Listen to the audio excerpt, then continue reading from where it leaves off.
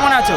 আজ হুগলি জেলার জনপ্রিয় কোন্নগর রক্ষাকালী শকুন্তলা মায়ের পুজো। প্রতি বছরের মতো কিন্তু আবারও এই বছরও আমরা চলে এসেছি মায়ের দর্শন করতে। এই মুহূর্তে দাঁড়িয়ে আছি কোন্নগর সাধুর ঘাটে এবং এই সাধুর ঘাটের উল্টো দিকের যে গলি, সেই গলিতেই কিন্তু মায়ের যে মূর্তি, সেই মূর্তি প্রস্তুত হয়।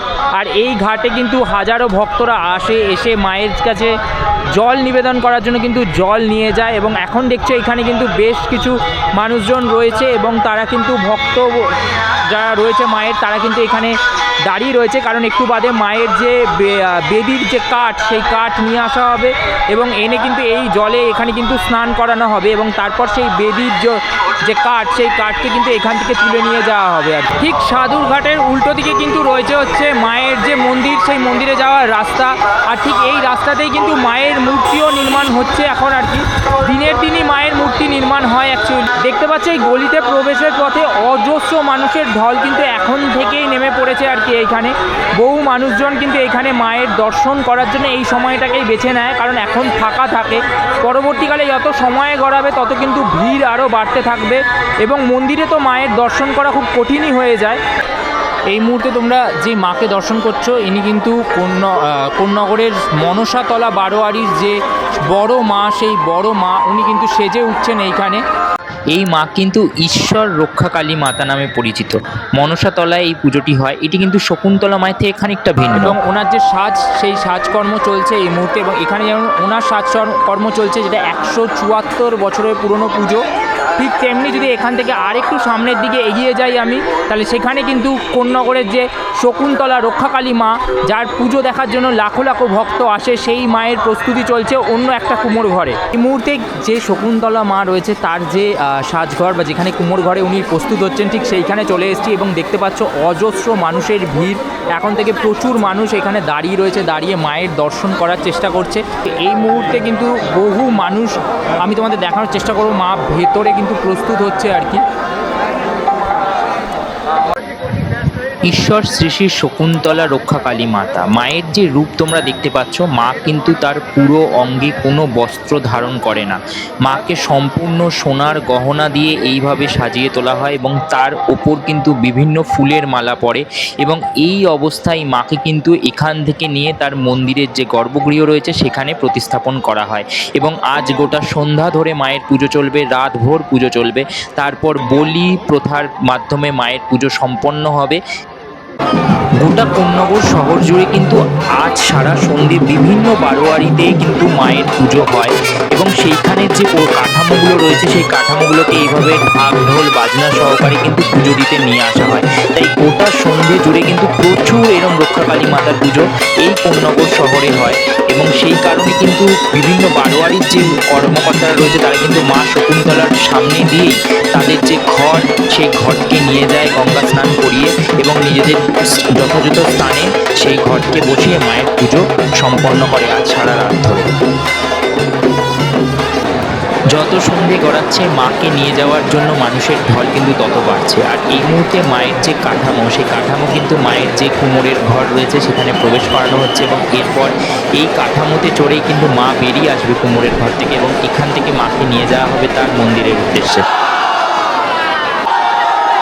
ঘড়ির কাঁটায় কিন্তু 6:30টার মতো বাজবে আর এই মুহূর্তে কিন্তু মা বেরিয়ে এলেন তার কুমোর ঘর থেকে এবং এইবার মাকে কিন্তু নিয়ে যাওয়া হবে। হ্যাঁ, মানে এই সময়টা দেখার জন্য, উপভোগ করার জন্যই কিন্তু এত মানুষের ঢল, প্রচুর মানুষের ঢল। কোন্নগরের এই শকুন্তলা মাকে কেন্দ্র করে এক অদ্ভুত কাহিনী রয়েছে। মা শকুন্তলা নামের পেছনে যে কারণ, সেটি হচ্ছে মায়ের মন্দিরের পেছনে যে বিশাল বটগাছ রয়েছে, সেই বটগাছে কিন্তু প্রচুর শকুন আসতো এবং শকুন বসে থাকতো এবং এইখানেরই এক উত্তর সেই সাধককে একদিন মা এক বাল্য নারী রূপে দেখা দেয় আর কি এবং সেই থেকেই কিন্তু তার মনে এই মায়ের পুজো করার ইচ্ছে বা বাসনা জেগে ওঠে। মায়ের পুজোর রীতি কিন্তু বেশ অদ্ভুত। সন্ধেবেলা সূর্যাস্তের পর মাকে নিয়ে যাওয়া হয় আর ঠিক সূর্য উদয় হওয়ার আগেই কিন্তু মাকে তার গর্ভগৃহ থেকে বের করে মন্দির থেকে গঙ্গাবক্ষের দিকে আবার নিয়ে আসা হয় এবং বিসর্জন দেওয়া হয়। এই সময় তন্ত্র মতে বিভিন্ন বলি ইত্যাদি প্রদান করে মায়ের কিন্তু এক বিশাল পুজো অর্চনা এখানে সম্পন্ন করা হয়। লাখো লাখো ভক্তের আবেগে এবং কাঁধে ভর করে মা কিন্তু ধীরে ধীরে তার মন্দিরের দিকে এগিয়ে চলেছেন। আর এই মুহূর্তে মা একদম তার মন্দিরের সামনে এসেছেন এবং মন্দিরের ভেতরে প্রবেশ করছেন এই মুহূর্তে।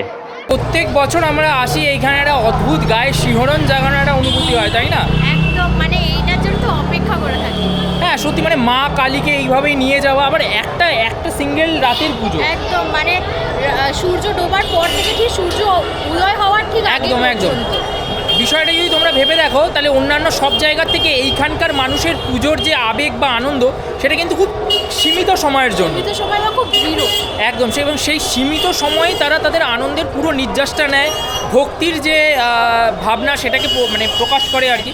তো এটা একটা অদ্ভুত সুন্দর জিনিস। আমি মনে হয় যে অল্প সময়ের মধ্যে যে আনন্দটা থাকে না, তার অপেক্ষাটা করার একটা আলাদা আনন্দ, হ্যাঁ, তাই না? কারণ গোটা বছরই অপেক্ষা করে জাস্ট একটা সন্ধেবেলার জন্য। যাই হোক, তো বেশ ভাল লাগে, প্রত্যেকবারই আসি, এই বছরও মানে এলাম, দেখলাম, বেশ অন্যরকম। তো চলো এবার আরেকটা বড় মা, মানে এই মায়ের থেকেও যিনি বড় আর কি, তার প্রবেশটা তোমাদেরকে দেখাই। একটু আগে তোমাদের দেখালাম 137তম বর্ষের শকুন্তলা রক্ষাকালী মাতা কীভাবে মন্দিরে প্রবেশ করলেন। এই মুহূর্তে আমি দাঁড়িয়ে রয়েছি হচ্ছে কোন্নগরের প্রাচীন যে পুজো, সব থেকে 174 বছরের মনসা তলাতে, এবং এইখানের যে বড় মা সেও কিন্তু আর কিছুক্ষণের মধ্যে এখানে আসবে এবং মন্দিরে প্রবেশ করবে। সেই দৃশ্যটাও তোমাদেরকে দেখাবো।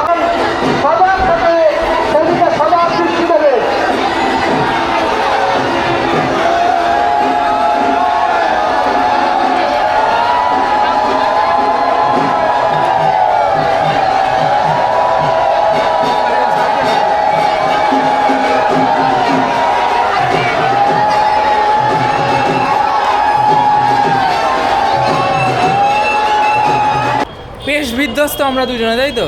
হ্যাঁ, এত ভিড়। প্রচণ্ড ভিড়, বাট ভালো লাগে। এই যে মানুষজনের এমনি তো আসা নয়, মায়ের কাছে কিছু ইচ্ছা পূর্তি হয় বলেই তারা এত পরিমাণে আসে এখানে। তো চলো এরকম অনেক পুজোর নির্যাস নিয়ে আবার হাজির হব। ততক্ষণ যেন সবাই খুব ভালো থাকো, সুস্থ থাকো, আর অবশ্যই ভিডিওগুলো ভালো লাগলে সাবস্ক্রাইব করো আর বেল বাটনটা ক্লিক। চলো টাটা অ্যান্ড দুর্গা দুর্গা।